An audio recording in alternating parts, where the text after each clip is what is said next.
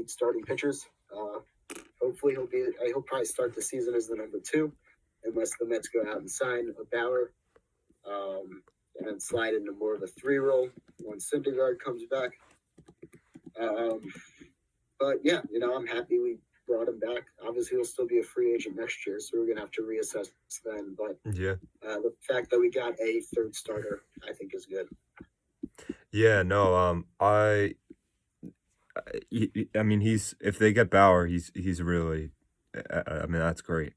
But number 3 on this list, is a guy who I was just incredibly impressed with this year, which is Kevin Gausman. He accepted his, qualifying offer like Stroman, for 18 or $19 million.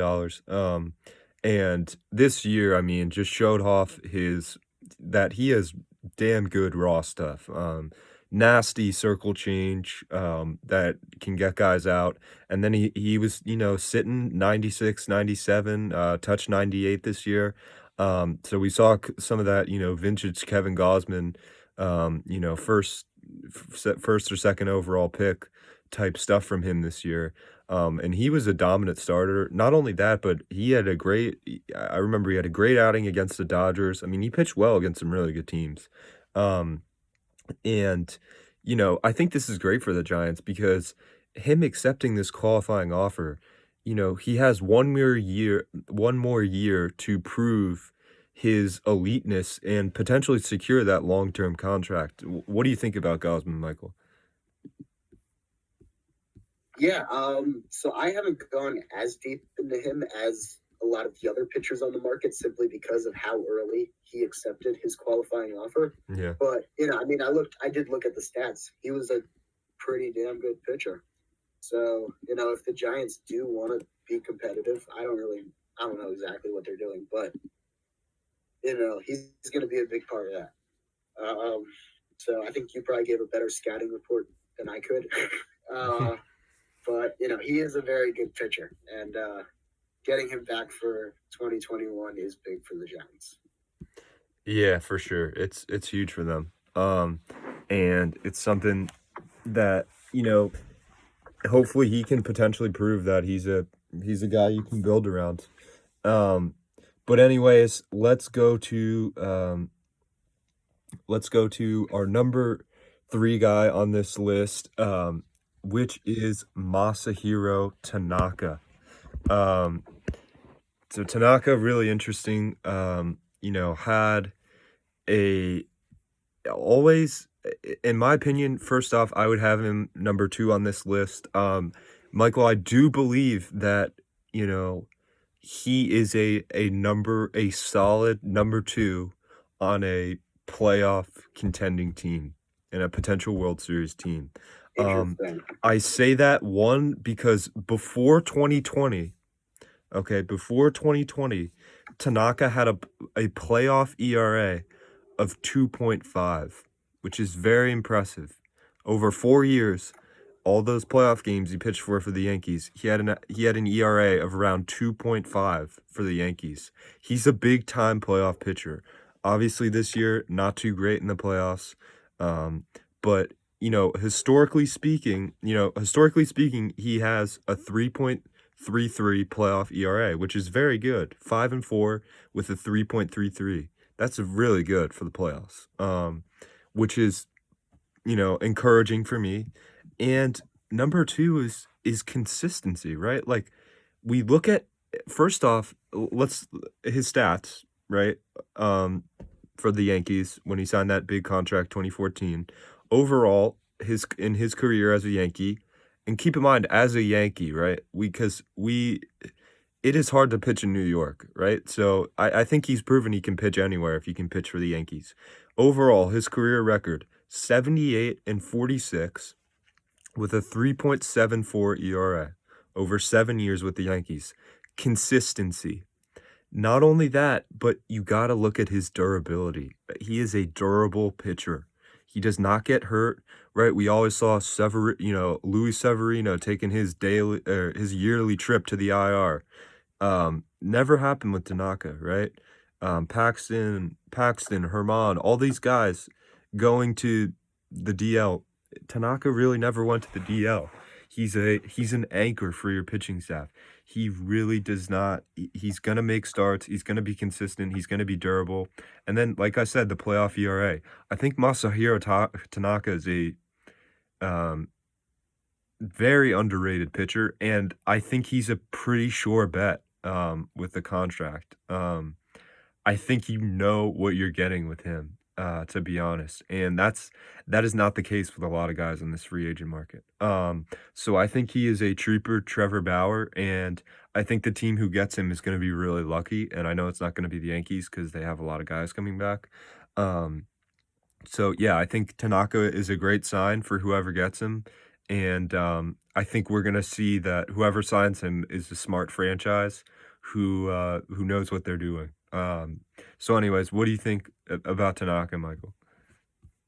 Okay, so I agree with some of what you said. I wouldn't say I agree with all of that. So Mhm. obviously he's pitched in the playoffs. He's pitched in a New York market. The durability, I think there are definitely pluses to his game. That being said, I am kind of worried about his production in the last 2 years. So if I could just give you some stats here. If we look at his Sierra in 27, which is Skill Interactive ERA, it's a metric from Fangraphs. Mhm. In 2017, he had a 352. In 2018, he had a 350. Both very good numbers. It's on the same scale as ERA. In 2019, that number shot up to a 4.46, and in Wow. 2020, it was a 4.07.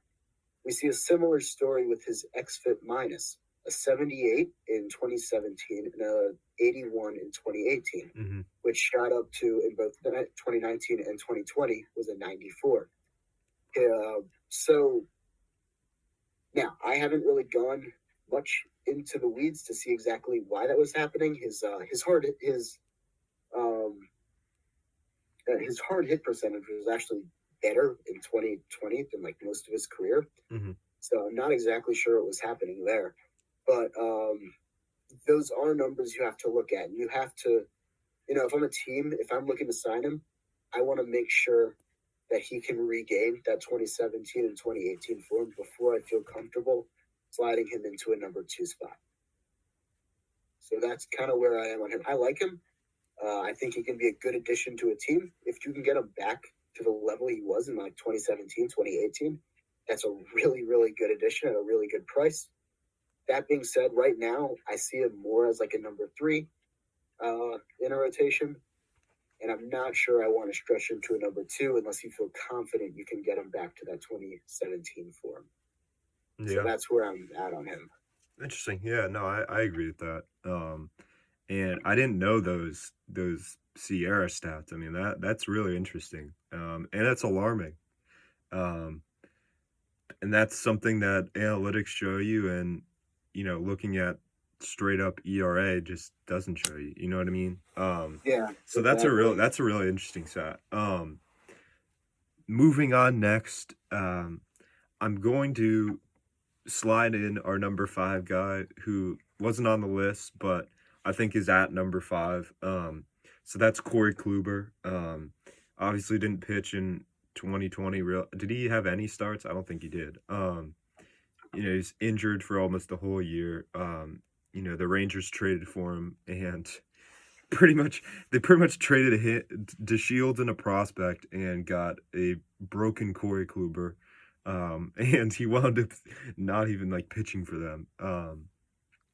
And not a great acquisition, but this is a guy who, if he can come back to form, you've got a cheap acquisition that has a ton of value. And I think a lot of people are underestimating, Kluber's value because I think he's going to get a 1-year deal. I think that's likely. Maybe he'll get multi-year, but I think he's going to get a 1-year deal. And if you're a team, right, I think he's such a good guy to get because if you're a fringe contender, right, like the Red Sox, Reds, um, give me another, maybe Marlins, I guess, I don't know. You get Kluber, right? Let's say, and like the Red Sox, you add Kluber to Eduardo Rodriguez, Chris Sale, Nathan Eovaldi, right? He shores up your starting rotation. You add him to the Reds, right? The Reds have Gray, Castillo, and then Kluber makes you him. Bah, Kluber is your number 3 guy.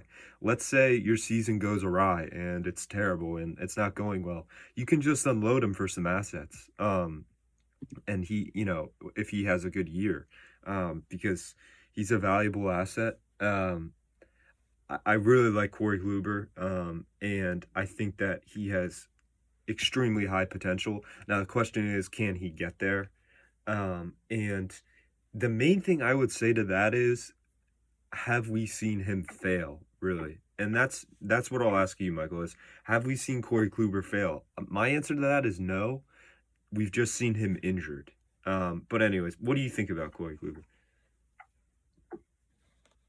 It's like every other pitcher in this free agent class. Like the upside is there so much. Yeah. But the question is, can you get there?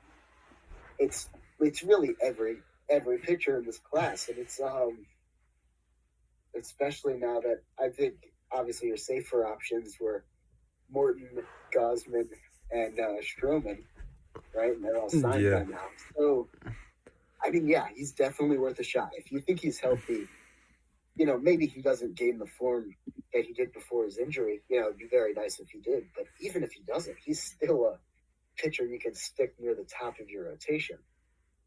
Yeah. Like, then again, I'm not in the doctor's office. I'm not with his medicals. So I don't really know exactly, a team would have to say, but say like and believe that he can come back. But if a team does believe that he can come back, you can get really good value there. I think it's a very similar situation with James Paxton. Pretty much everything you say for Kluber can apply to him too. So, I think that's kind of that segment of free agency. I know. I mean, why not? Let's go to James Paxton next.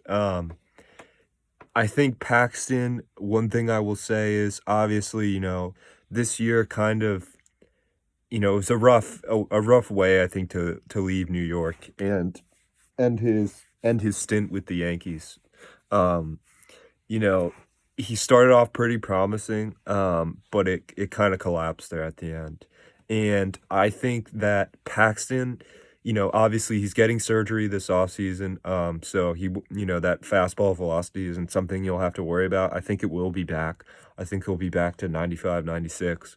Because towards the end of the year, he's throwing like 91 and it was looking really bad, but he's injured. But I think there's a good chance he is a Sonny Gray type guy, where he can't pitch in a big market, which is totally fine. I think, and I don't know if you know this, Michael, but, I know Paxton did struggle with pitching New York and all the pressure. He had a sports psychologist. And I think it was just a lot pitching in New York for him. And I think pitching in a small market for him is his niche. And I think a small market team with not a lot of pressure would be a great place for him, and I think he has the chance to thrive there. But he could also, have another arm injury and be a complete bust. So, what do you think about Paxton? I mean, I guess, like we said, it's kind of like Kluber, but anything on Paxton? Yeah, I think he's another guy who'll sign a 1-year prove-it deal, incentive-driven. That also can apply to Kluber. Again, I mean, it's that risky player with the high upside. It's like we've seen with pretty much every player in this free agent class. I don't really have much more to say beyond that. I mean, that really sums it up. By the way, do you have any international pitchers on that list? No, so we need to put the guy who the Mets are in on. We'll talk about him at the end. Okay, I'm not sure the Mets are on him, but I hope they are. Yeah, or who you've been talking. Actually, I don't know if the Mets are in on, but you know what I'm talking about. Sugano. Yeah, exactly. Okay. But anyways, next free agent, Tawana Walker. I've never, when the D-backs traded for him, right? I think it was the D-backs. I don't know. I think that he kind of hit his stride, 3 years ago, and ever since that, he's tailed off. I'm not a huge Tawana Walker guy, and I don't really know what he could bring to a starting pitching staff. He could be a solid 4 or 5. That's his potential. Again, he's probably a 1-year deal type guy. Michael, I know you know more about him. Maybe. So what do you have to say about him? I actually haven't gone extremely in depth in him, but Mhm. I think that's generally a pretty good assessment. Yeah. His looking through his Sierra throughout his career, it's been pretty much all over the fours. It's a 460 in 2020. 2019, he had a 410, which is like very good. It was for like a number 3 or 4 starter. It was back up at 495 in 2018. So maybe he didn't play a ton he actually did not play a ton in 2019. So yeah, probably upper fours Sierra. Yeah, he's a back end of the rotation guy. Mhm. There's not really a ton to say about him. Yeah. At least that I know of, that I've gone very in depth. So yeah, I think he can be a good value if you're looking for like a number 4 or 5 starter, but not really going to be anything beyond that. Now, next up, we have a guy who I want to say is potentially the bargain of the market, and that is Jose Quintana. Obviously he's at the back end of his career, but in my opinion, could be a great great 4 or 5 back end of the rotation guy starter, and could potentially pitch in the playoffs for a team. I say that because Michael, looking at his FIP for the last 2 years, particularly this year, he had a 4.5 ERA, right? A 2.99 FIP. I mean, that Yeah, is 67 FIP minus. It's I, very I good. mean, that is wow. That is very impressive. And then even if, 2019, 4.68 ERA, 3.8 FIP.